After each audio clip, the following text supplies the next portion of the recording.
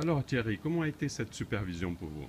Eh bien, une journée enrichissante, très dense, fatigante, mais vraiment très enrichissante.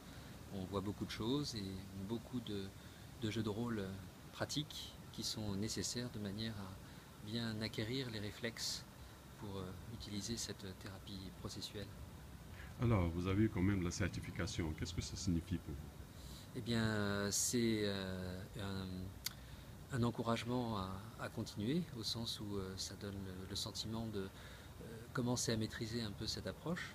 Et surtout, face aux patients à qui on propose cette technique, ça permet de se sentir un peu plus en confiance et de mieux voir aussi comment manœuvrer avec des réactions parfois un peu imprévues de ces patients.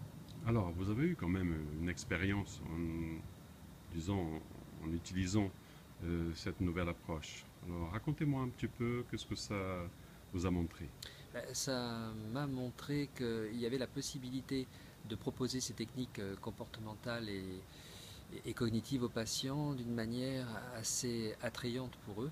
J'ai trouvé que jusqu'à présent, en tout cas, les patients rentraient facilement dans ce type de démarche, alors que pour certains, j'hésitais un petit peu en craignant qu'ils trouvent ça puéril, et puis en fait non, ça leur convient. Et ce modèle du procureur et de l'avocat, ils arrivent à se l'approprier très vite.